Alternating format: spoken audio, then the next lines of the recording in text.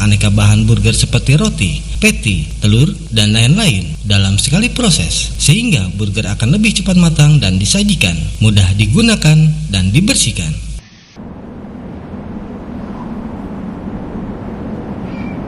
Dapatkan produk ini di toko mesin Maxindo terdekat di kota-kota Anda. Kunjungi situs kami di www.maxindo.com. Maxindo, mesinnya pengusaha sukses. Ibadah itu ada dua syarat. Syarat pertama apa? Benar sesuai dengan petunjuk Rasul. Ikhlas. Aku telah berwudu kebenarannya harus sesuai dengan petunjuk. Aku telah sholat persis seperti caramu sholat. Melebihi kasih sayang ibu kepada anaknya. Ya, sangat sayang. Kalau ada ibunya, kalau ada Allah ibu itu sangat sayang pada anaknya, maka Allah lebih sayang lagi kepada hambanya.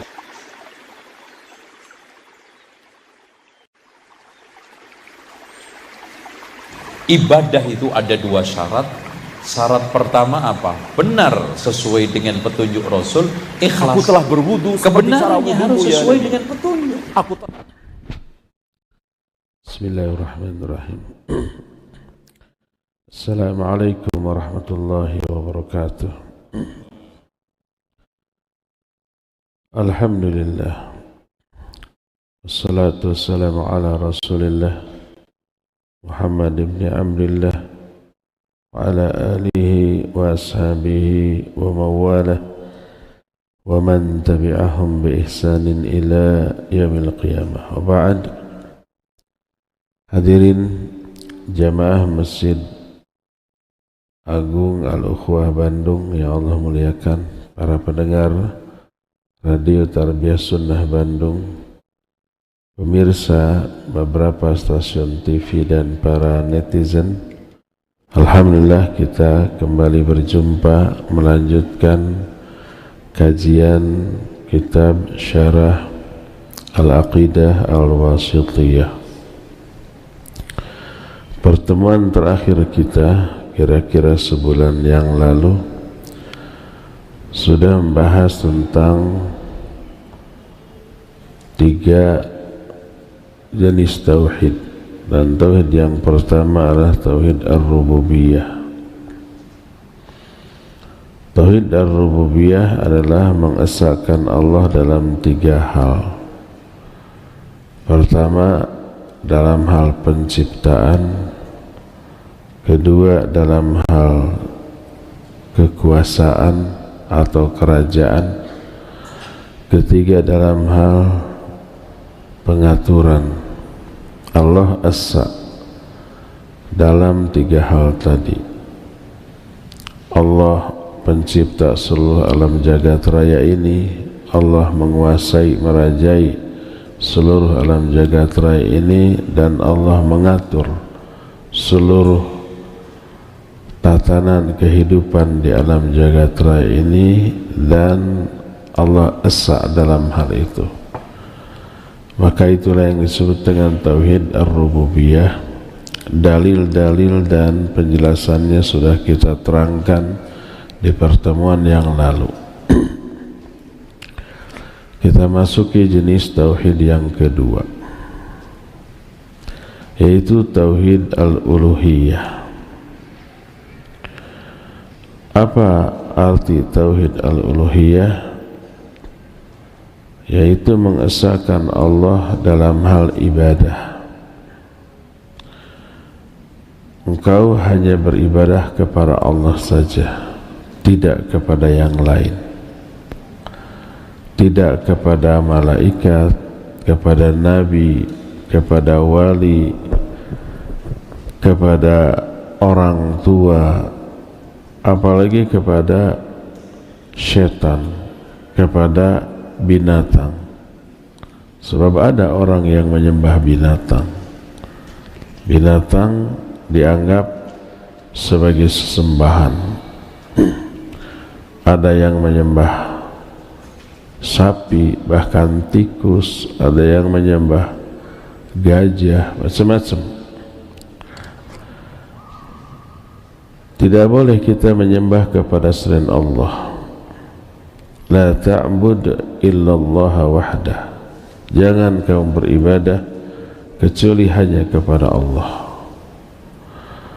Oleh karena Allah satu-satunya sesembahan, sikap mengesahkan Allah dalam hal peribadahan ini disebut tauhid al-uluhiyah. Tauhid itu artinya mengesahkan, al-uluhiyah ini artinya penyembahan, mengesahkan Allah dalam hal penyembahan. Kadang disebut tauhidul ibadah, kadang disebut tauhid al-uluhiyah. Apa bedanya? Bedanya hanya penisbatan. Kalau dihubungkan dengan hak Allah disebut tauhid al-uluhiyah, tapi kalau dihubungkan dengan perbuatan hamba yang hanya menyembah kepada Allah disebut tauhid al-ibadah. Ibadah dibangun di atas dua hal yang agung, dua fondasi ibadah yang sangat agung. Fondasi pertama al-mahabbah, fondasi kedua at-ta'zim. Al-mahabbah itu artinya cinta, ta'zim artinya mengagungkan. Dari dua hal ini lahir dua hal yang lainnya. Dari mahabbah timbul atau lahir raghbah, dari ta'zim timbul rahbah. Raghbah itu pengharapan, rahbah itu takut. Dari mahabbah lahir harapan. Harapan apa? Harapan memperoleh apapun yang ada di sisi Allah.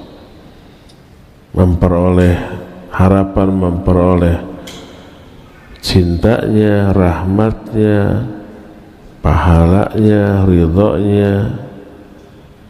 Dari ta'zim mengagungkan lahir rahbah. Rahbah itu takut, takut terhadap murka dan azabnya. Dan inilah yang mendasari ibadah seorang mukmin. Ada harapan, ada rasa takut. Harap-harap, cemas-cemas. H2C2. Allah berfirman dalam surah Al-Anbiya ayat 90 tentang seorang mukmin yang hakiki.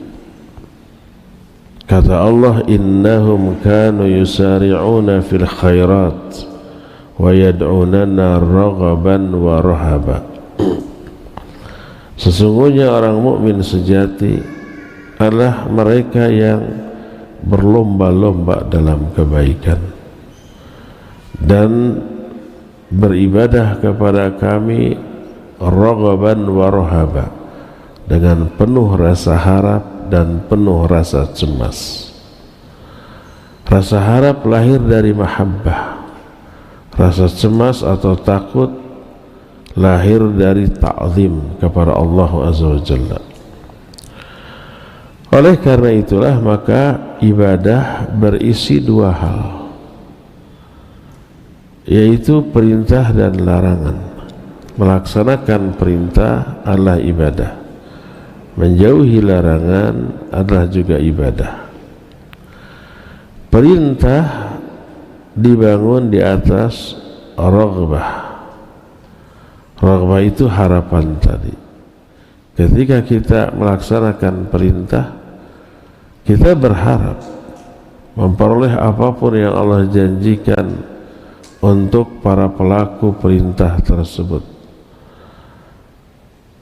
Adapun larangan dibangun di atas ta'zim, pengagungan kepada Allah Azza wa Jalla.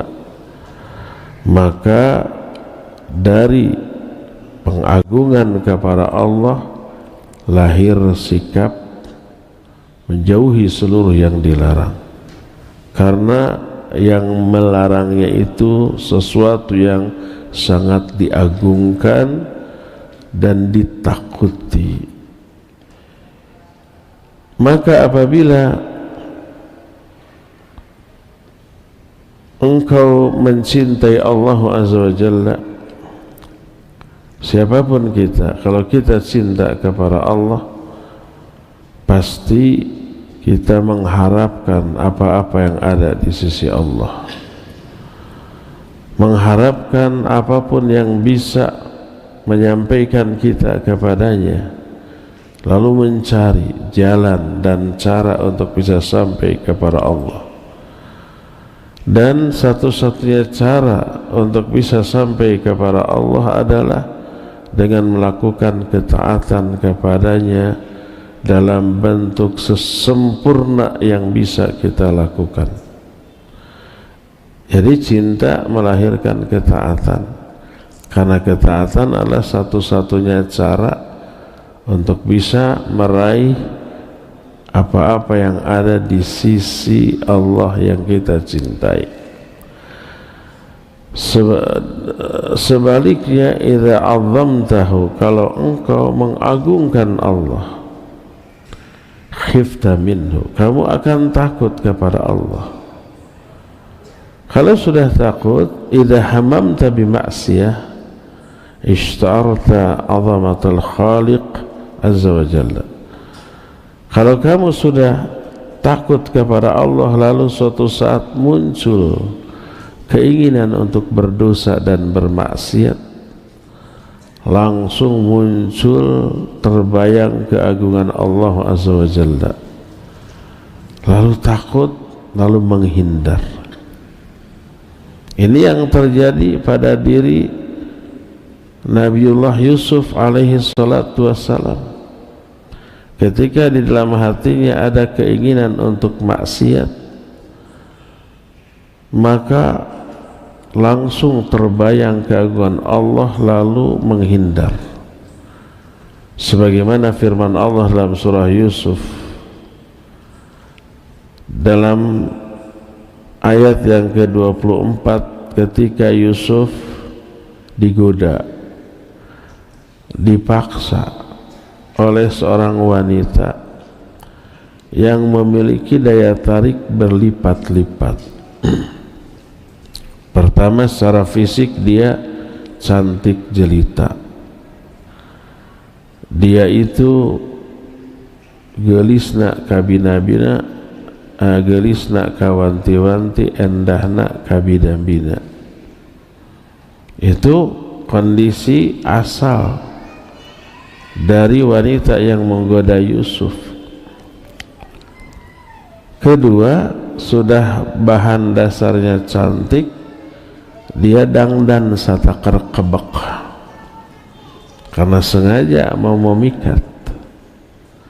Ketiga, dia adalah putri permaisuri, punya kedudukan yang luar biasa, kaya raya. Kata orang Sunda mah daya cawaden, menggoda Yusuf karena dia sangat terobsesi, sangat suka menginginkan Yusuf. Yusuf pemuda normal, pasti ada keinginan suka kepada wanita itu. Allah berfirman, walaqad hammat bihi wa hamma biha. Sungguh wanita itu amat sangat menginginkan Yusuf, dan Yusuf pun menginginkan dia. Bahasa Sundana pagoh-bogoh, batu turun kesik naik, itu purun ia naik. Saling mencintai dan menyukai. Tapi Yusuf malah menghindar, lari. Di bedol tuh ketika nonggongan teh berewek soek belakangnya, lari memburu pintu, diudag. Wanita tuh gitu tuh, dikejar Yusuf sampai di pintu. Pas dibuka, breh teh ada suami dari wanita tersebut. Ini perempuan nggak tahu diri, sudah dia maksa, nggak bersalah, nggak mau gitu ya. Setelah ketahuan dia bilang Yusuf yang mau memperkosa saya. Pikah sebelen tuh wanita tuh kayak gitu. Nah, Allah menyatakan laqad hammat bihi wa hamma biha. Wanita itu punya keinginan kepada Yusuf. Yusuf juga ya punya keinginan untuk bermaksiat. Tapi kata Allah apa? Laula an ra'a burhana rabbih. Seandainya Yusuf tidak melihat keagungan Allah, niscaya dia akan terjerumus. Tapi begitu ada keinginan bermaksiat yang terbayang keagungan Allah Azza wa Jalla, maka kata Allah, kadzalika linasrifa anhu su'a wal fahsya. Demikianlah kami memalingkan Yusuf dari keburukan dan perbuatan keji. Karena apa? Karena ta'zimnya kepada Allah Subhanahu wa ta'ala. Inilah nikmat yang Allah berikan kepada manusia apabila seseorang menginginkan sesuatu yang maksiat, maka dia langsung membayangkan Allah ada di hadapannya, maka takut kepada Allah, menjauhi maksiat yang diinginkannya, karena orang tersebut beribadah kepada Allah dengan penuh rasa harap dan penuh rasa takut. Lalu apa makna ibadah? Karena tauhid al-uluhiyah disebut juga dengan tauhid ibadah, artinya mengesahkan Allah dalam peribadahan. Maknanya ibadah hanya ditujukan kepada Allah dalam dua aspek. Aspek pertama, ibadah, perbuatan ibadah itu memang ditujukan kepada Allah. Salat kita, salat kepada Allah, ruku, sujud. Kedua, niat. Ketika beribadah kepada Allah, niatnya juga untuk meraih apa yang ada di sisi Allah. Ini ditekankan. Kalau ibadah itu ditujukan kepada selain Allah, ruku dan sujud kepada bintang, matahari, patung, musyrik besar. Tapi kalau ibadahnya itu kepada Allah tapi niatnya bukan untuk meraih apa yang ada di sisi Allah, musyrik kecil. Ibadahnya kepada Allah, ruku, sujudnya ditujukan kepada Allah, tapi niatnya ingin dipuji orang, niatnya ingin meraih keuntungan dunia. Musyrik, tapi musyrik kecil, tidak keluar dari Islam. Itulah riya, ujub, sum'ah, takabur, atau beribadah untuk meraih keuntungan dunia. Seperti pertanyaan kemarin di Pusdai, ada orang yang bertanya, boleh nggak kalau ingin mobil disolawatin, ingin rumah disolawatin? Ada akhwat yang lagi digebet nih, disolawatin agar dimiliki. Itu masuk ke dalam kategori syirik kecil, karena melakukan ibadah untuk niat dunia. Salawat ibadah bukan ibadah. Salawat ibadah yang agung, melaksanakan perintah Allah. Ya ayyuhalladzina amanu shallu alaihi wassallimu taslima. Hai orang-orang beriman, salawat dan salamlah kalian kepada Nabi sallallahu alaihi wasallam. Lalu kita salawat. Ibadah bukan? Ibadah. Kepada siapa? Kepada Allah. Niatnya harus untuk meraih apa yang ada di sisi Allah. Kalau niatnya untuk sholawat untuk dapat mobil, sholawat untuk dapat rumah, sholawat untuk dapat jodoh, berarti beribadah kepada Allah dengan niat dunia. Syirik kecil. Apa itu ibadah? Ibadah ditujukan kepada dua hal. Pertama al-fi'al, yang kedua al-maf'ul. Al-fi'il itu perbuatan, al-maf'ul adalah apa ya al-maf'ul itu? Nanti dengan contoh kita akan paham. Artinya amalan yang dilakukannya. Itu makna al-maf'ul. Kalau al-fi'il perbuatan, kalau al-maf'ul adalah amal yang kita perbuat. Apa bedanya? Bedanya adalah kalau ibadah tersebut ditujukan atau dimaknai atau dimaksudkan kepada fi'il, fi'il itu perbuatan kita, yaitu perbuatan melakukan ibadah. Contohnya seseorang beribadah kepada Allah Azza wa Jalla. Apapun bentuk ibadah itu, dan ibadahnya itu dalam bentuk tadzallul lillahi hubban wa ta'ziman bi fi'li awamiri wa ijtinabi nawahi. Ibadah itu adalah merendahkan diri kepada Allah karena cinta dan mengagungkan. Tadi sudah diterangkan fondasi dari ibadah dua, cinta dan mengagungkan. Maka merendahkan diri kepada Allah karena cinta dan mengagungkan Allah itu ibadah. Dalam bentuk apa ibadahnya? Melaksanakan semua yang Allah perintahkan, menjauhi semua yang Allah larang. Mahabbah mendorong dia untuk melakukan perintah. Ta'zim mendorong dia untuk menjauhi semua larangan. Dari sini lahir kemuliaan. Kullu man dzalla lillah azza billah. Ini konsep, ini rumus. Kullu man dzalla lillah, setiap orang yang merendahkan diri kepada Allah azza billah, dia akan mulia, agung karena dimuliakan dan diagungkan oleh Allah.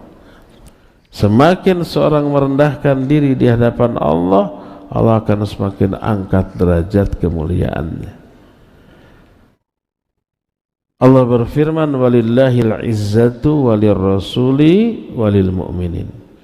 Milik Allah lah kemuliaan, juga milik Rasulnya, dan milik orang-orang yang beriman. Itu yang pertama. Yang kedua, wa tutlaqu 'alal maf'ul ay al-muta'abbad bihi wa hiya bihadzal ma'na tu'arrifu bima 'arrafaha bihi Syekhul Islam Ibn Taimiyah. Adapun kalau ibadah itu dengan makna maf'ul, maf'ul itu adalah perbuatan yang dilakukan, maka ibadah dengan makna ini didefinisikan seperti definisi yang ditetapkan oleh Syekhul Islam Ibn Taimiyah rahimahullah. Ketika menerangkan hal ini beliau berkata, al-ibadatu ismun jami'un likulli ma yuhibbuhu Allah wa yardah minal aqwali wal a'mal adh-dhahirati wal batinah. Ibadah adalah sebuah istilah atau sebutan yang mencakup segala sesuatu yang Allah cintai dan Allah ridai, baik dalam bentuk ucapan ataupun perbuatan, baik yang zahir ataupun yang batin. Dan ini luas. Semua ucapan dan perbuatan yang dicintai dan diridhai oleh Allah itu ibadah. Maka ibadah tidak sekedar sholat, saum, haji, zakat, infak, haji, tidak. Tapi semua perbuatan dan ucapan yang Allah cintai, Allah ridhai itu ibadah. Ketika seorang suami pergi dari rumah mencari nafkah, mencari rezeki untuk menafkahi anak dan istri.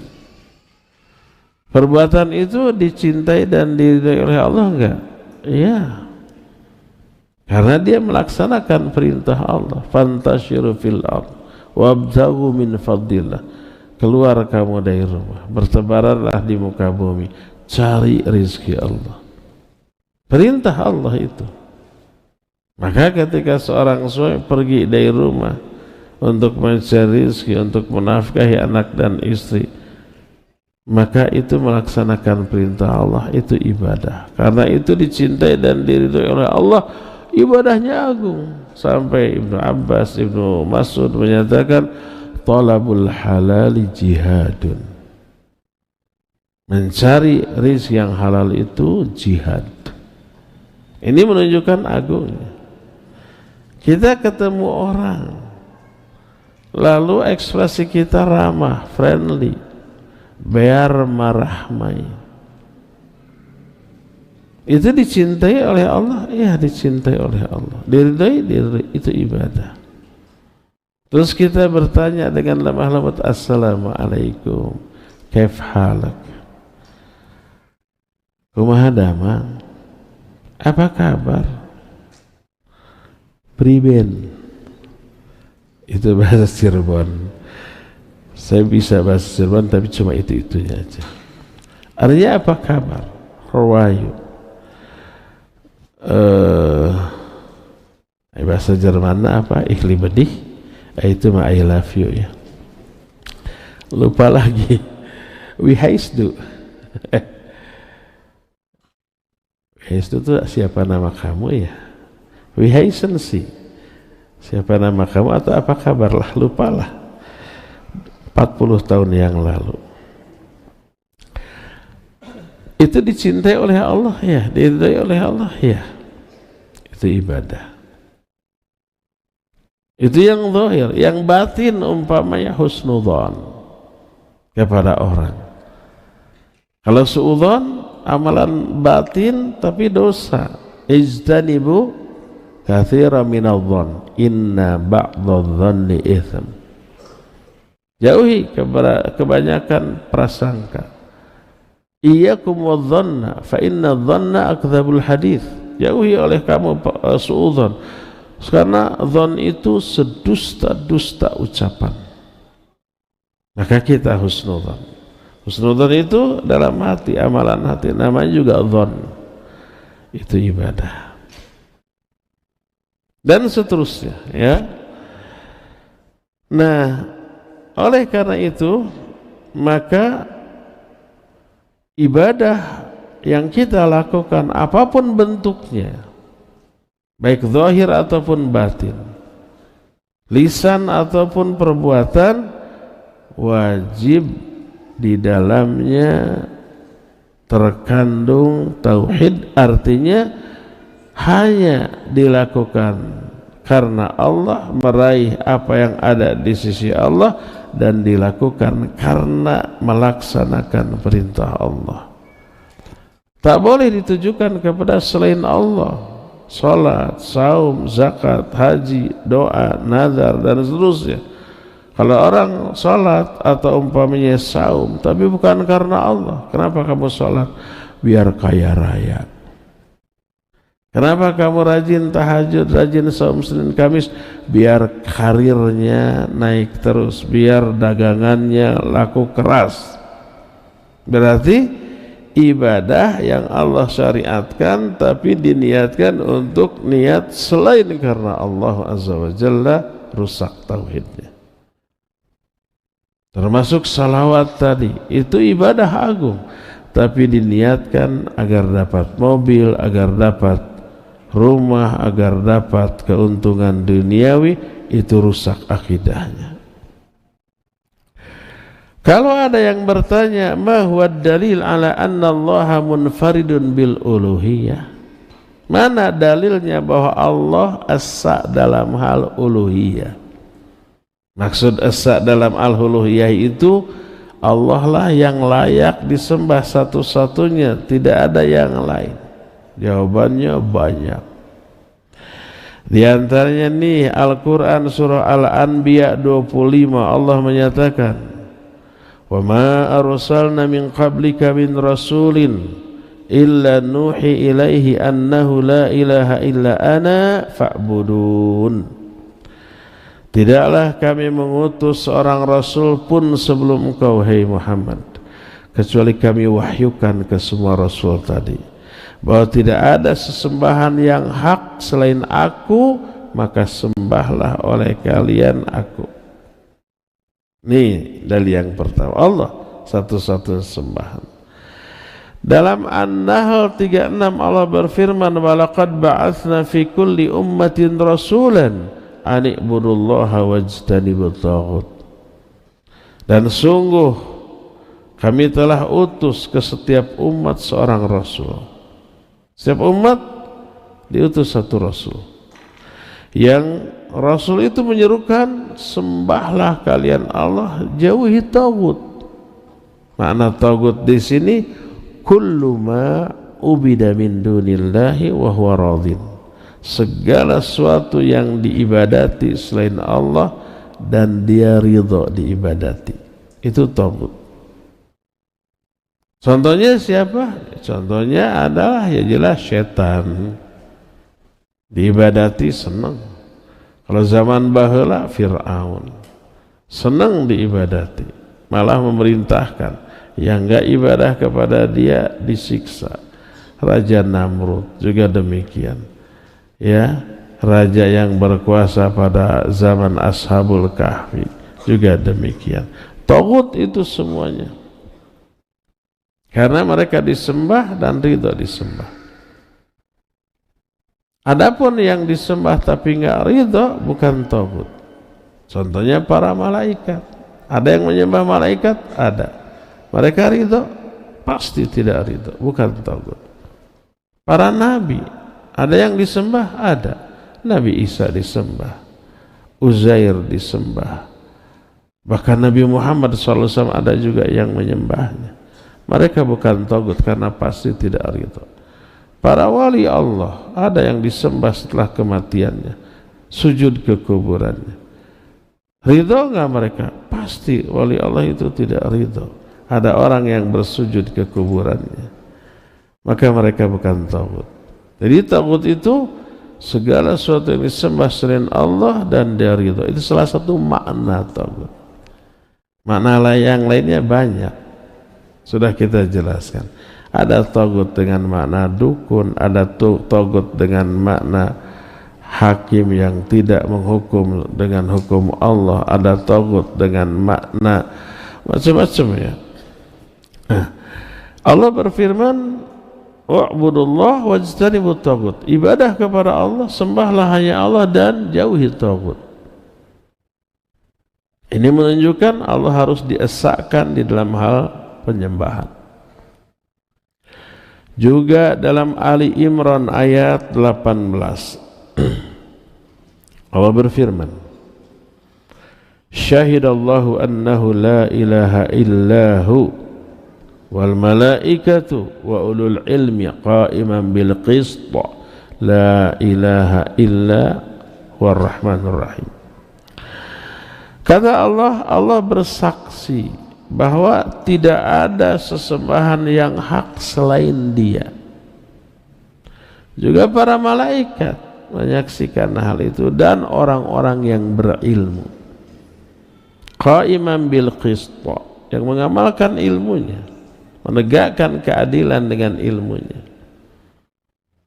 Di dalam ayat ini Allah menjelaskan 3 pihak yang menjadi saksi terhadap kalimat tauhid. Pihak pertama Allah, syahidallahu annahu la ilaha illahu. Allah bersaksi tidak ada sembahan yang hak selain Dia. Kedua, para malaikat. Ketiga, orang-orang yang berilmu. 3 pihak. Tiga-tiganya Allah, para malaikat dan orang berilmu menjadi saksi atas keesaan Allah.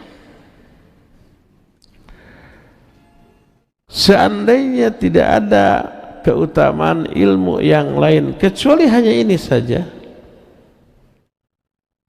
maka ini pun sudah luar biasa.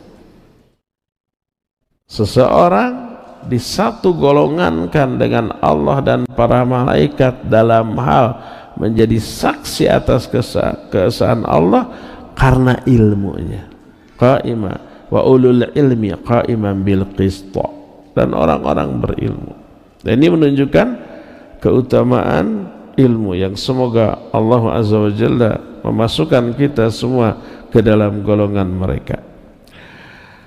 Maka ini menjadi dalil yang jelas, yang gamblang bahwa Allah lah satu-satunya sesembahan yang hak. Tidak ada sembahan yang lain selain Dia. Kalau ada yang menyanggah, bukankah Allah mengakui ada sesembahan lain selain Dia? Dilihat dari banyak Al-Quran. Ya, Allah menyatakan ada ilah lain selain Allah. Seperti umpamanya Allah berfirman, wala tad'u ma'allahi ilahan akhar. Jangan kamu berdoa kepada ilah lain, sesembahan lain selain Allah. Berarti ada sembahan lain selain Allah, cuma memang dilarang disembah. Juga dalam surah ini tadi surah Al-Qasas 88. Dalam surah Al-Mu'minun 117, wa may yad'u ma'allahi ilahan akhar la burhana lahu bihi. Siapa orang yang berdoa kepada sembahan lain selain Allah, berarti ada sembahan lain itu selain Allah. Allah akui, iya. Tapi memang sembahan lain itu dilarang, ya. Dan banyak ayat-ayat yang lainnya. Bukankah ada sembahan lain selain Allah? Kita jawab, betul ada sembahan lain selain Allah. Tapi itu sembahan yang batil, hanya sebutan, istilah atau penamaan. Sebutannya aja sembahan karena hakikatnya memang betul disembah. Apakah patung disembah? Iya. Ada nggak binatang yang disembah? Ya. Real, nyata dalam kehidupan ada sesembahan selain Allah? Ada. Makanya diakui eksistensi mereka ada. Tapi itu sembahan yang batil. Makanya keliru kalau la ilaha illallah diartikan tidak ada sesembahan selain Allah. Keliru. Pertama dari segi realita, kedua dari segi kandungan makna secara nahwu. Kalau umpamanya la ilaha illallah diartikan tidak ada sembahan selain Allah, bertolak belakang dengan realita. Ada nggak sembahan selain Allah di dunia ini? Banyak. Walaupun batil tetap sesembahan. Ada patung, ada binatang, ada kuburan gitu ya, ada bangsa jin, setan disembah, ya berarti sembahan ya. Ada sembahan lain selain Allah. Tapi itu sembahan yang batil. Maka kalau dikatakan tidak ada sembahan selain Allah, keliru. Yang benar adalah la ilaha bihaqqin illallah. Ada bihaqqin. Tidak ada sembahan yang hak, yang sebenarnya selain Allah. Nah itu. Kalau ada sembahan lain tidak benar, batil. Sebagaimana firman Allah Azza wa Jalla, dzalika bi anna Allaha huwal haqq wa anna ma yad'una min dunihil batil. Yang demikian itu karena Allah lah satu-satu sembahan yang hak. Adapun apa yang mereka sembah selain Allah itu sembahan yang batil. Apa makna sembahan yang batil? Sembahan batil itu bahasa kitanya sesembahan yang palsu. Hanya sekedar nama, tapi hakikatnya bukan sesembahan yang sebenarnya. Makanya Allah berfirman ketika dalam surah An-Najm afara'aitumul lata wal uzza wa manata thalithatal ukhra alakumudz dzakaru wa lahul untha tilka idzan qismatun diza in hiya illa asma sammaitumuha antum wa abaukum ma anzalallahu biha min sultan. Tidakkah kalian perhatikan Lata dan Uzza dan yang ketiganya Manat, nama-nama sembahan. Alakumudz dzakaru wa lahul untha. Apakah kalian memiliki anak laki-laki sedangkan Allah diklaim memiliki anak perempuan? Karena orang-orang musyrik zaman baheula, orang musyrik kan tidak mengakui adanya Nabi Isa, Uzair atau yang sebelumnya. Tapi mereka mengklaim Allah punya anak, anak-anak Allah itu para malaikat dan bergender perempuan. Padahal anak perempuan aib dalam pandangan mereka. Makanya zaman baheula kalau anak yang lahir adalah perempuan diapain? Dikubur hidup-hidup. Wa idzal mau'udatu su'ilat bi ayyi dzambin qutilat. Ketika anak-anak yang dulu dikubur hidup-hidup itu ditanya, karena dosa apa mereka itu dibunuh. Nanti akan ada tuh hisab atas hal itu bagi orang-orang kafir yang mengubur anak-anak perempuan ketika bayi. Aib. Kalau anak laki-laki kebanggaan. Kata Allah, apa kalian menganggap kalian punya anak laki-laki sedangkan Allah punya anak perempuan? Tilka idzan qismatun diza. Sungguh itu pembagian yang diza. Diza itu zalim, tidak adil. Diza ini dari ayat, kelihatan beken, jangan dijadikan nama. Begitu lahir anak diza, buruk itu.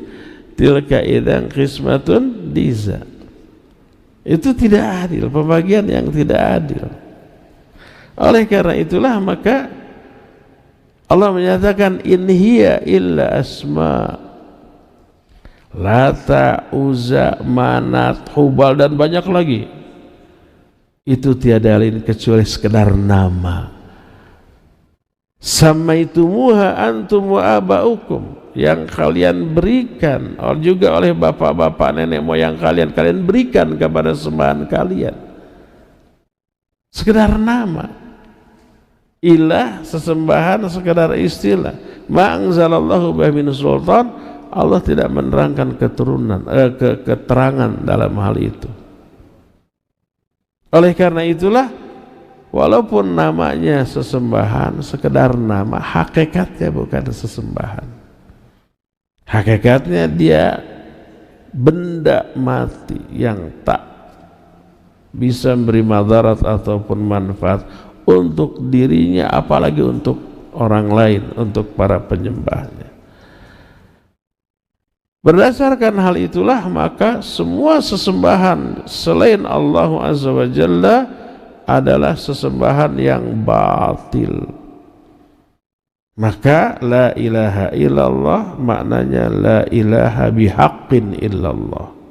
Bihaqqinnya mahdhuf. Mahdhuf itu terbuang, dibuang. La ilaha, la disebutnya la nafi jinsi, menafikan seluruh jenis sesembahan. Ilaha, makanya ilahanya disebut isim la mansub tanpa tanwin, tanpa alif lam, la ilaha. Dan la ini secara nahwu termasuk kawannya inna. Dan amalan inna ini harus diterangkan secara nahwu ya, agar faham. Terserah antum mau faham atau tidak setelah dijelaskan EGP. Inna itu tansibul isma wa tansibul khabar, menasabkan isim, merafa'kan khabar. Isim khabar itu nggak bisa diterjemahkan.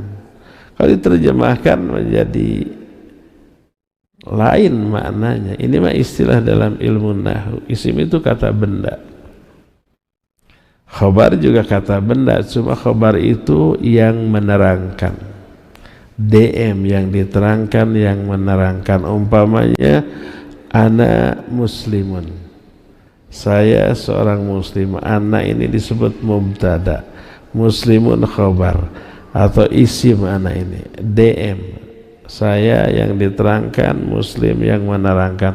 Oh, saya muslim itu. Nah, isim itu adalah kata benda yang diterangkan, khabar kata benda yang menerangkan. Allah la ilaha, tidak ada ilah. Ilah di sini isim la. Mana khabarnya? Tidak ada.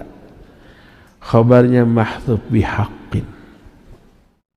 Harus ada bihaqqin. Kalau tidak ada, maka tidak bisa dimaknai secara nahwu.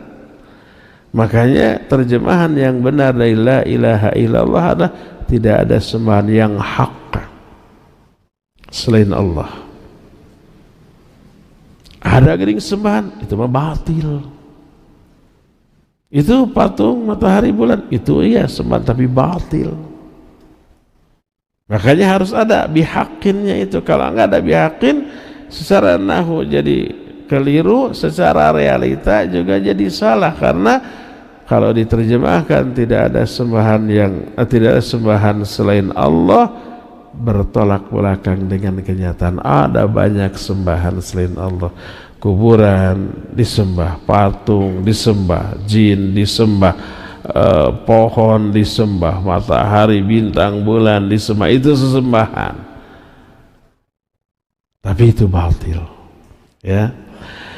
Walhasil yang dimaksud dengan tauhid al-uluhiyah adalah mengesahkan Allah dalam hal peribadatan, dalam hal penyembahan. Maka sembahlah Allah satu-satunya dan jangan menyembah selain Allah. Dan ketika menyembah Allah, niatkan untuk meraih apa yang ada di sisi Allah, bukan meraih apa yang ada di sisi manusia. Baik pujiannya, sanjungannya, apresiasinya, komentarnya, likes-nya, atau kedudukannya, jabatannya, pangkatnya, uangnya, bukan. Raih apa yang ada di sisi Allah dengan cara beribadah kepada Allah. Itulah tauhid yang sebenarnya, ya. Inilah penjelasan tentang tauhid al-uluhiyah. Cukup sampai di sini saja dulu, waktu sudah habis untuk menerangkan.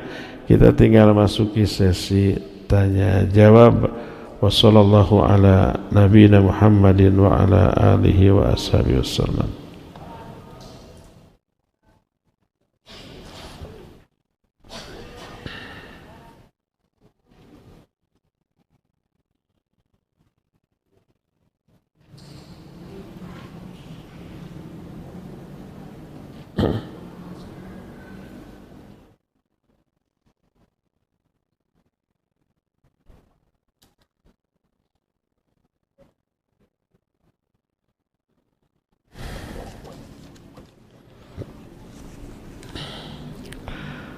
Pertanyaan pertama,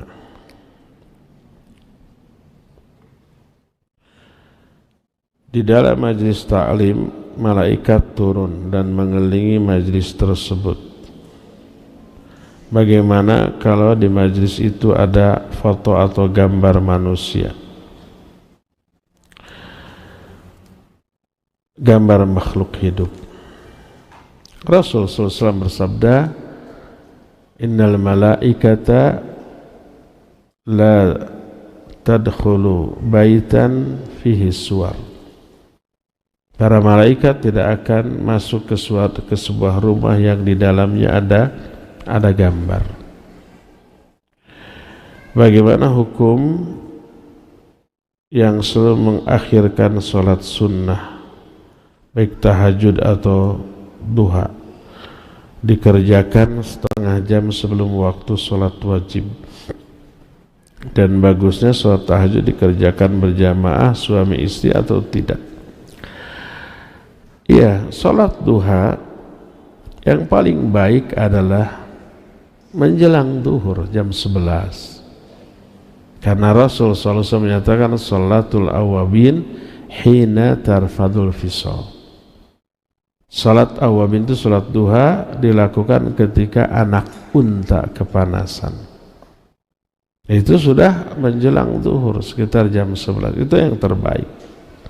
Tapi kalau kita banyak aktivitas, sedang kerja, tidak bisa sholat duha jam 10, jam 11, boleh diawalkan 15 menit setelah matahari terbit, boleh silakan sholat duha.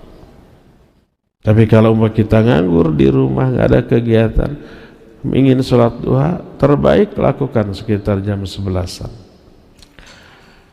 Jadi yang dimaksud tidak boleh mengakhirkan sholat adalah sholat fardu.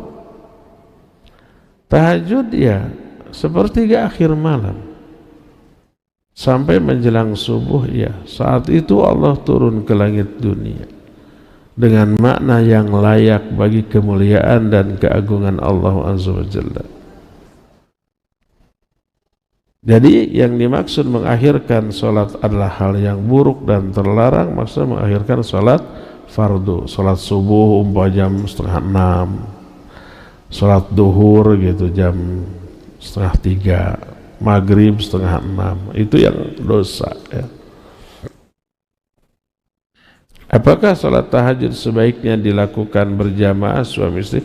Sebaiknya sendiri-sendiri. Tidak ada dijelaskan bahwa Nabi SAW berjamaah dengan istrinya dalam masalah tahajud. Boleh berjamaah? Boleh. Pernah Nabi? Pernah. Ibnu Abbas radhiyallahu anhuma pernah menginap di rumah Nabi SAW. Lalu ketika malam beliau bangun, maka Ibnu Abbas pun bangun, wudu, lalu sholat berdiri di sebelah kiri Nabi SAW, ikut berjamaah. Lalu kata Ibnu Abbas, fa'akhadha bi ra'si wa aqamani an yaminihi. Lalu beliau memegang kepalaku lalu menggeser aku untuk berdiri sebelah kanannya. Berjamaah boleh sekali-sekali. Bagaimana solusinya menghadapi teman di media sosial yang pinjam uang? Saat sudah jatuh tempo, medsosnya diblokir, jadi tidak ada akses untuk menghubungi. Kejar ke rumahnya, ke tempat kerjanya. Kan untuk menghubungi tidak selalu melalui medsos ya. Telepon, ada teleponnya. Kalau tidak ada ya cari di mana dia berada ya. Banyak yang gitu ya. Kalau mau pinjam ada maunya baik banget, memuji, menyanjung, pas sudah berhasil diberi pinjaman menghilang.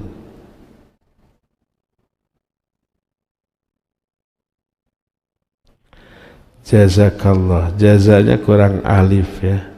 Ini mah jim, zai, kaf, kurang alif. Ustaz mohon penjelasan amalan hati dan amalan Islam, amalan lisan, pelaksananya harus dikeraskan atau cukup dalam hati?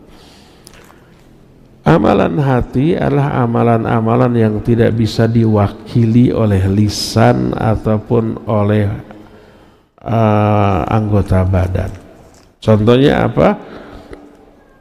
Contohnya niat, ikhlas, mahabbah, raghbah, rasa takut, khauf, tawakal, itu amalan hati. Tidak bisa diwakili oleh lisan atau anggota perbuatan. Adapun amalan lisan adalah amalan yang hanya bisa dilakukan oleh lisan, tidak bisa diwakili hanya oleh hati atau oleh anggota badan. Contohnya apa? Baca Al-Quran. Contohnya apa? Zikir. Kita nggak bisa baca Al-Quran mulutnya mingkem hanya dalam hati. Itu bukan baca Quran. Jadi baca Al-Quran termasuk amalan lisan, termasuk zikir. Baca subhanallah, alhamdulillah, Allahu akbar, la ilaha illallah, astagfirullah. Termasuk amar ma'ruf nahi munkar, termasuk belajar ilmu dan mengajarkan ilmu. Nggak bisa mengajarkan ilmu balam, hanya muqaddimah. Saya akan jelaskan tauhid. Coba saya akan transfer ilmu kepada kalian. Diam. Tiba-tiba paham. Bisa? Nggak bisa. Itu amalan lisan. Tidak bisa diwakili oleh anggota badan yang lain. Anggota badan hanya bisa dilakukan anggota badan, nggak bisa lisan, nggak bisa oleh hati. Contohnya sholat langsung. Nggak bisa umpamanya sambil berbaring, saya sekarang sedang sholat dan berdiri lalu baca Fatihah, lalu sekarang saya ruku lalu baca doa ruku, tapi badannya sambil berbaring, nggak bisa. Harus badannya ruku, badannya sujud, badannya duduk, badannya berdiri gitu. Itu perbedaannya. Boleh nggak zikir hanya dalam hati? Berarti itu hanya zikir dengan hati. Contoh zikir dengan hati, membayangkan surga, neraka, hari kiamat, keagungan Allah. Itu zikir dengan hati.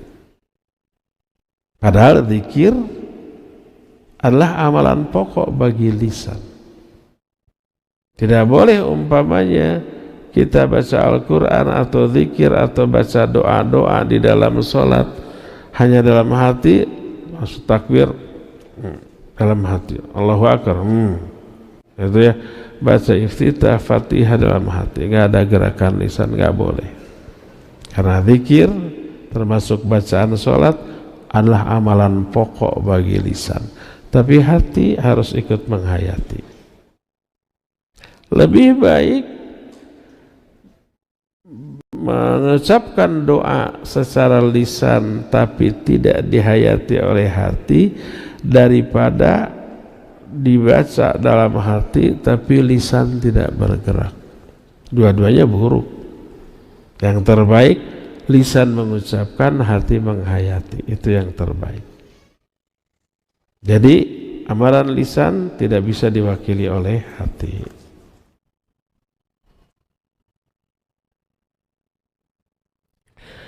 Bagaimana membedakan ustadz yang sunnah dengan yang bukan? Yang dimaksud ustadz sunnah adalah ustadz yang berpegang teguh kepada sunnah Nabi SAW. Tapi orang awam, orang bodoh, oh kalau ada ustadz sunnah berarti ada ustadz yang wajib, ada yang haram, ada yang mubah, ada yang makruh. Gak nyambung gitu ya. Oh itu ustadz sunnah, kami mah ustadz wajib. Gak nyambung tuh, memang ada miss ya. Caranya pertama, lihat cara dia menyampaikan, apa ijtihad atau merujuk kepada kitab. Kitab rujukannya apa? Sebab kalau ada merujuk tapi kitab rujukannya umpah kitab Mu'tazilah, Asy'ariyah, ya bukan sunnah juga. Tapi kitab yang dirujuknya adalah kitab ulama-ulama ahlus sunnah. Membahas hadis Bukhari, Muslim, Abu Daud, pokoknya kutubut tis'ah, silakan dengan syarahnya. Sahih Bukhari ada syarahnya, ada Umdatul Qari, ada Fathul Bari. Muslim apa ada syarah Sahih Muslim dibahas. Abu Daud ada Aunul Ma'bud, Sunan At-Tirmidzi ada Tuhfatul Ahwadhi, syarah Sunan At-Tirmidzi, dan banyak lagi yang lain. Jadi merujuk kepada kitab. Itu pertama. Kedua, coba lihat Kadang-kadang memang ustadz kita juga kalau tabligh akbar tidak merujuk kepada kitab tapi tematik, ya tidak selalu. Kalau kajian rutin ya merujuk kitab, tapi kalau tematik, kalau sekali-sekali ya tematik. Kalau tabligh akbar ngebahas kitab ya mubazir, ya akan beres. Kecuali kutaib kecil. Ketika tabligh akbar tematik, lihat. Ketika dia mengutip ayat, bagaimana dia menjelaskan ayat itu. Kalau dia menyatakan, menurut saya ayat ini begini-begini, berarti dia menafsirkan sendiri. Dia bukan sunnah. Kalau ustaz sunnah, ketika menerangkan ayat ini, berkata Imam Ibnu Katsir ketika menerangkan ayat ini. Bla bla bla bla. Lalu ulama ahli tafsir Imam Al-Qurtubi dalam tafsirnya ketika menafsirkan ayat ini begini. Beda lagi dengan penjelasan Imam Ibnu Jarir At-Tabari ketika menafsirkan ayat ini begini. Nah, selalu mengutip penjelasan ahlinya. Fas'alu ahla dzikri in kuntum la ta'lamun. Ketika membahas hadis, lihat apa dia menjelaskan nggak rawi hadis itu siapa, dalam kitab apa, sahih atau tidak. Kadang orang nggak peduli, yang penting bahasa Arab. Berkata Nabi SAW, hubbul watan minal iman. Loh, dia nggak tahu siapa perawinya, dia nggak tahu sahih atau tidak. Ya, kalau umpama ditanya, saya dulu pernah bertanya, Ustaz, tadi hadis itu sahih tidak? Ini bukan pelajaran hadis. Nanti kalau pelajaran hadis baru dibahas sampai bubuk-bubukna. Kita belajar hadis, dalam materi hadis itu bisa ditekankan bahwa menyampaikan hadis itu harus gamblang. Siapa yang menyampaikan hadis, apalagi yang dhaif, tanpa menjelaskan kedhaifannya, baik karena tidak tahu atau tahu tapi karena sengaja, itu sudah berdusta atas nama Rasul sallallahu alaihi wasallam. Kita belajar mustalahul hadis itu agar tahu mana yang sahih, mana yang dhaif, dan memberitahukan ke orang di saat menyampaikan hadis apapun. Para ustaz nggak akan tahu hadis ini sahih atau tidak, riwayat siapa, enggak, kecuali kalau memeriksa sendiri, dan itu butuh waktu dan keahlian. Maka ketika ustaz itu membahas sebuah kitab, susunan para ulama, ketika ulama itu menyampaikan hadis, pasti ada penjelasan hadis ini riwayat anu sahih atau tidak, dalam kitab apa, juz berapa, nomor berapa hadis, itu ada penjelasan. Makanya kalau umpamanya saya kemukakan nih hadis ini sahih diriwayatkan oleh Imam Muslim, nomornya sekian, itu bukan saya menelaah asli, tapi di kitab itu dicantumkan demikian. Oh Ustaz paham benar hadisnya mendalam. Bukan mendalam, tapi ada keterangannya, tinggal bacakan. Hasil penelaahan para ulama yang ahli tentang hal itu dicantumkan dalam kitabnya, kita sampaikan. Karena yang menelaah ahlinya, kita percaya. Kalau kita menelaah sendiri, pertama lama, yang kedua akurasinya. Kalau umpamanya kurang pengetahuan dalam ilmu mustalahul hadis, lalu memeriksa suatu hadis, oh dhaif, ternyata para ulama mensahihkan. Oh sahih, ternyata para ulama mendhaifkan. Makanya jangan heran kalau umpamanya ada sebuah amalan yang didasarkan kepada sebuah hadis dan para ulama menyatakan hadis itu hasan atau sahih, dan kemudian fiqih yang diambil dari hadis itu menyatakan sunnah ini diamalkan, lalu datang orang memeriksa, oh ini dhaif, tidak sunnah. Makanya jangan heran muncul kontroversi tentang disunnahkannya membaca surah Al-Kahfi secara khusus di hari Jumat. Hadisnya itu dhaif, maka mengkhususkan hari Jumat perlu dalil yang khusus. Kalau enggak ada, jatuhnya ke bidah, walaupun enggak dikatakan begitu. Dia ijtihad meriksa hadis, kesimpulannya dhaif, lalu ijtihad dalam masalah fiqih yang diambil dari hadis itu. Kalau kitanya ulama mujtahid boleh, kalau kita sekedar ustadz jangan gitulah. Matangnya aja sudah. Lihat bagaimana para ulama terdahulu, para sahabat, ulama yang sekarang ketika menanggapi hadis itu gimana? Oh ini sahih, oh ini betul dhaif, tapi saling menguatkan, terangkat menjadi hasan li ghairihi, dan disunnahkan membaca surah Al-Kahfi secara khusus dalam hari Jumat. Fatwa dahulu dari para ulama zaman baru sudah ada. Kenapa harus goyang dengan sesuatu yang baru? Makanya beberapa Jumat yang lalu saya posting beberapa fatwa atau penjelasan para ulama tentang hadis membaca surah Al-Kahfi di hari Jumat, dan fatwa mereka menyangkut fikih yang diambil dari hadis itu. Intinya hadis itu makbul menurut penelaahan para ulama ahli hadis. Syekh Al-Albani rahimahullah disebut Bukhari-nya abad kini dalam kitab Irwaul Ghalil menyatakan hadis itu sahih. Syekh bin Baz menyatakan hadis itu dhaif, tapi riwayatnya banyak saling menguatkan satu sama lain. Lalu mereka menfatwakan sunnah mengkhususkan bacaan surah Al-Kahfi di hari Jumat. Itu fatwa para ulama, ikuti.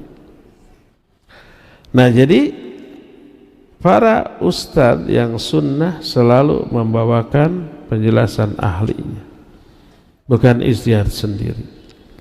So, kalau membacakan hadis disampaikan hadis ini riwayat siapa, dalam kitab apa, hadisnya nomor berapa, sahih atau tidak. Dan ketika menerangkan isi hadis itu mengutip para ulama. Imam An-Nawawi ketika menjelaskan hadis ini mengatakan begini. Imam umpamanya Al-Iraqi ketika membahas hadis ini begini. Diterangkan. Itu ciri khas Ustadz Sunnah. Adapun yang lain, Nabi berkata, tidak pakai sallallahu alaihi wasallam lagi. Begini. Siapa riwayatnya? Nggak dijelaskan.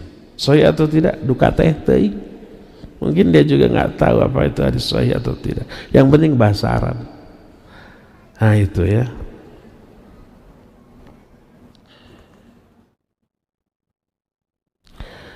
Kita mengenal beberapa ustadz sunnah. Bolehkah kita hanya mengikuti kajian ustadz sunnah tertentu karena mudah dimengerti? Terkadang ustadz sunnah terdapat beberapa perbedaan pendapat. Apakah termasuk gulu kita mengikuti ustadz tertentu?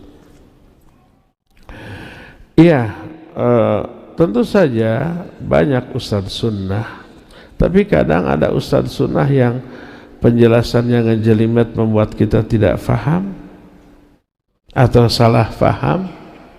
Nah, kalau ustadz ini mudah difahami, dimengerti, boleh, nggak apa-apa, tidak masalah ya. Itu yang pertama.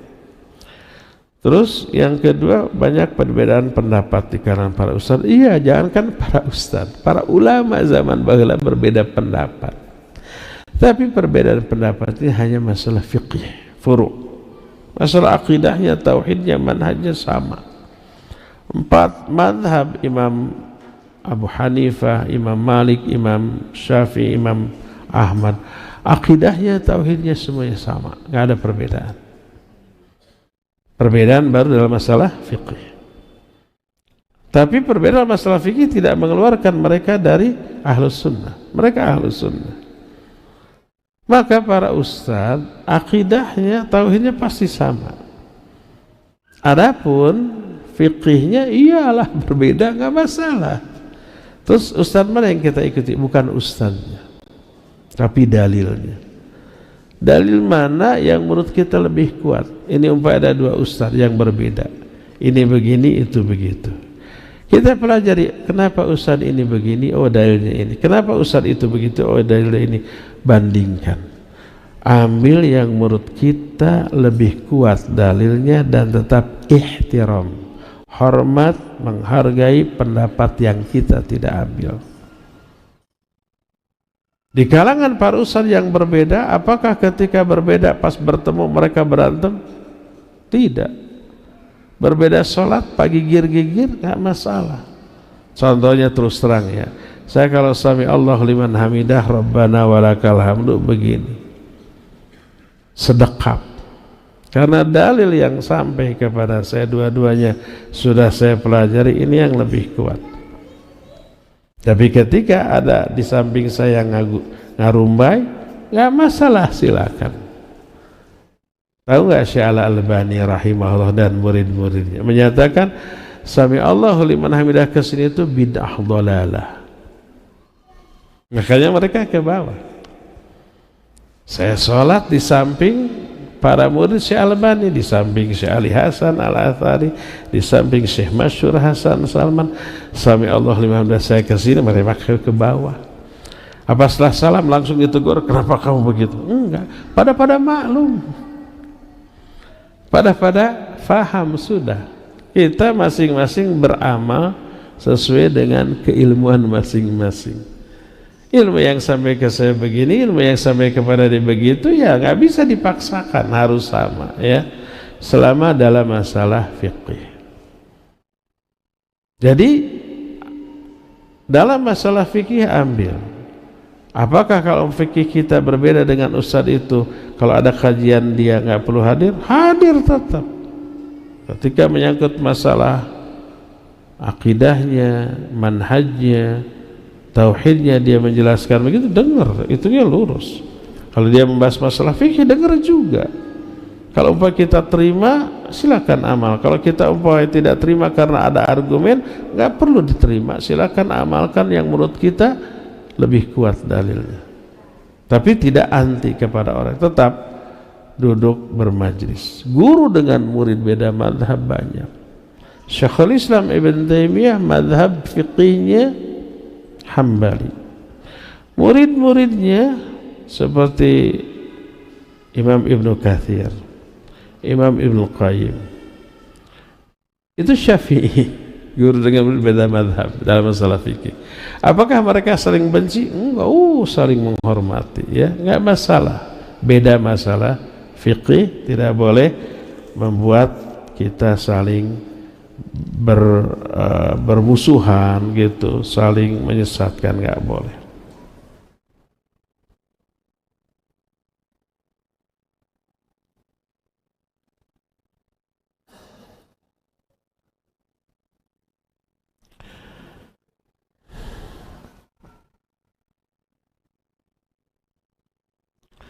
Bagaimana hukumnya jika kita menyewakan tempat atau gedung untuk perayaan agama lain?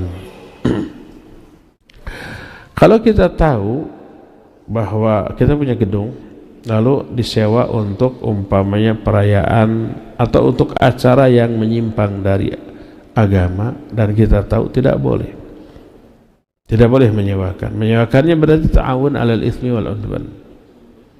Kita umpamanya punya rumah mau dikontrakan, datang orang, berapa ini setahun?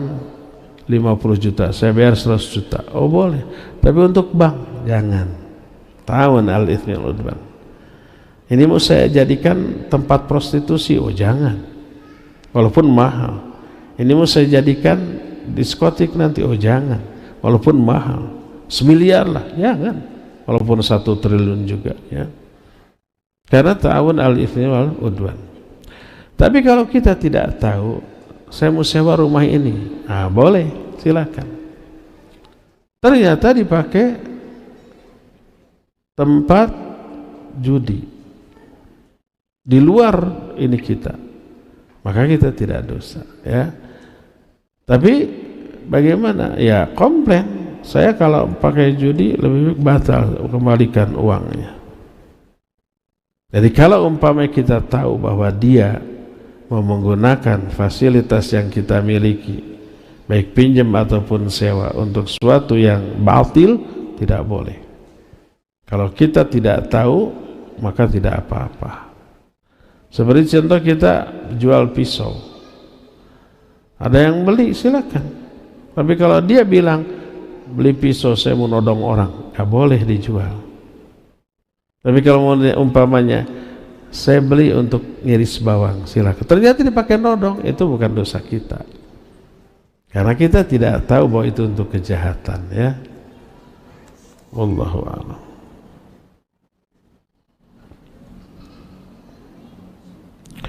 Kalau menjual rumah dengan cara kredit dari bank, mungkin bank konvensional, apakah transaksinya bagi penjual masuk ke perbuatan riba?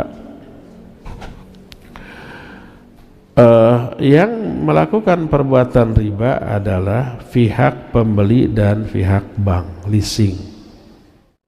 Kitanya tidak makan riba, cuma kita masuk ke dalam ta'awun alal itsmi wal udwan, kerjasama dalam dosa. Tahu itu riba, tahu mereka itu sedang melakukan transaksi dosa, tahu mereka itu sedang menantang perang kepada Allah dan Rasulnya, kita dukung, okelah. Itu ta'awun alal itsmi wal udwan, maka tidak boleh. Jadi kalau umpama kita mau jual rumah, ada orang yang mau beli tapi lewat bank konvensional, maka jangan. Kecuali kalau umpamanya bank syariah dengan menerapkan sistem syariah yang tidak ada penyimpangan, boleh. Tapi kalau dengan ada ribanya, maka tidak boleh.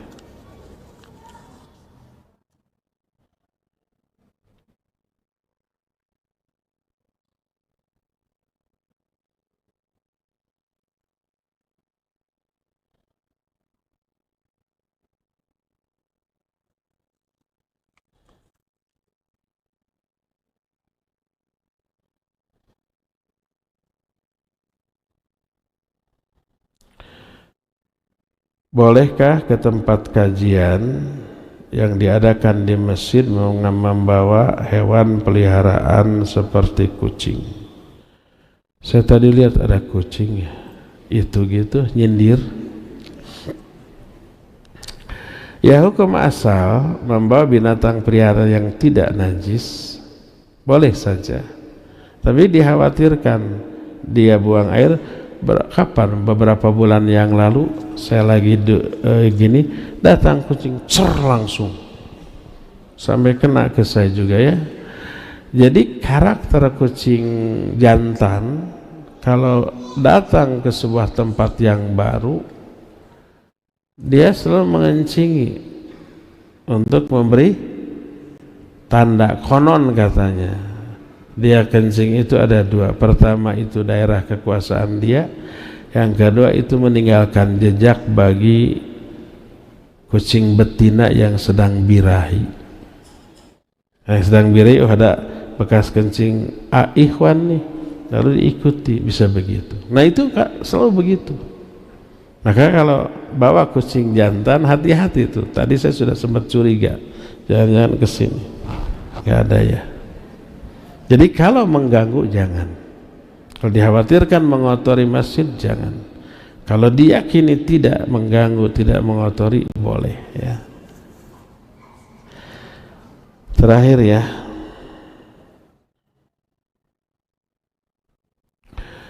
kalau kita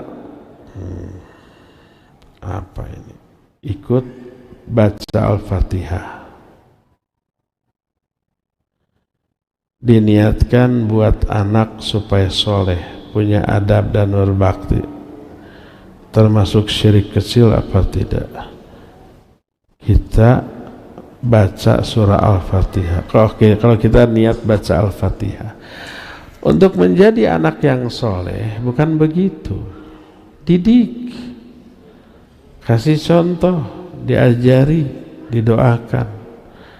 Kalau umpama kita baca Al-Fatihah diniatkan untuk agar anak jadi soleh tapi dibiarkan, tidak dididik, dijamin mustahil. Nabi SAW menyuruh kita mendidik. Murru awladakum bis-shalah idza balagha sab'a sinin wadribuhum 'alaiha idza balagha 10 sinin. Perintahkan anakmu untuk salat ketika 7 tahun. Pukul kalau 10 tahun tidak salat juga. Bukan apa? Baca Fatihah agar anakmu bisa sholat. Tidak. Diperintah, dididik, bukan dibacakan Fatihah dengan niat itu. Ya. Kalau toh mau, doakan. Selain dididik, doakan agar anak soleh. Doanya banyak bertebar dalam Al-Quran. Rabbana hablana min azwajina wa dhurriyyatina qurrata ayun. Itu doa agar istri dan anak kita soleh. Qurrata ayun itu artinya sumber kebahagiaan, dan tidak ada yang lebih membahagiakan seorang suami dibanding ketaatan istri dan anaknya kepada Allah. Rabbi auzi'ni an ashkura ni'mataka allati an'amta alayya wa ala wa an a'mala shalihan wa aslih li fi dhurriyyati inni tubtu ilaika wa inni masud. Rabbi habli minas shalihin, Rabbi habli min ladunka dhurriyatan thayyibah innaka sami'ud du'a. Rabbi ij'alni muqimas shalah wa min dzurriyyati rabbana wa taqabbal du'a. Itu doa-doa para nabi agar anak-anaknya menjadi soleh. Hafalkan doa itu, baca. Bukan dibacakan Fatihah agar anak menjadi soleh. Keliru ya, salah. Oh, itu yang terakhir tadi ya. Mohon maaf tidak semua pertanyaan terjawab karena terbatasnya waktu. Insyaallah kita akan berjumpa kembali nanti sore. Kita membahas kitab A'malul Qulub atau amalan hati, membahas wara', kiat meraih wara' ya. Insyaallah kita jumpa lagi sore. Wassallallahu ala nabiyina Muhammadin wa ala alihi wasallam. Wassalamualaikum warahmatullahi wabarakatuh.